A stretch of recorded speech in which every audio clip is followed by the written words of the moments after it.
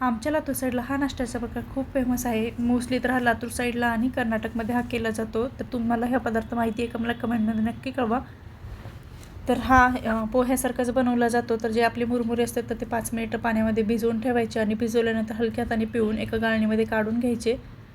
आणि लगेचच इथे मी बाकी फोडणीची पण तयारी करून घेतली. तर एका कढईमध्ये तेल गरम केलं आणि जिरे मोहरी टाकून मग लगेच कांदा ॲड केला.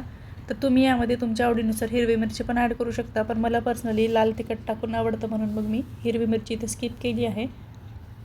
आणि कांदा व्यवस्थितपणे फ्राय करून घ्यायचा आणि मग नंतर जे आपण मुरमुरे पिळून घेतले होते पाण्यातून काढून तर त्यामध्ये तिखट, मीठ आणि हळद हे सगळं ॲड करून घेतलं आहे.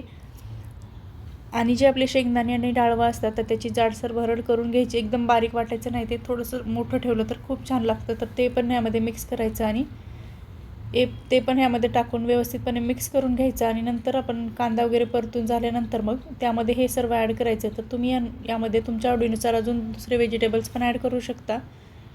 तर हे मिक्स वगैरे व्यवस्थित करून घेतल्यानंतर 5 मिनटं त्याला झाकून ठेवायचं आणि नंतर वरून मग कोथिंबीरने गार्निश करायचं. तर झाला आपला सुशिला तयार. तर तुम्हाला हा पदार्थ माहिती होता का मला कमेंटमध्ये नक्की कळवा. आणि कुणी लातूर साईडून व्हिडिओ पाहत असेल तर त्यांना नक्कीच हा पदार्थ माहिती असेल. आणि जर व्हिडिओ आवडला असेल आणि ही रेसिपी पण आवडली असेल तर व्हिडिओमध्ये कमेंट करायला विसरू नका. आणि व्हिडिओ जर आवडला तर लाईक, शेअर आणि सबस्क्राईब करायला पण विसरू नका. भेटूया अशाच एका नवीन ब्लॉगमध्ये. तोपर्यंत बाय.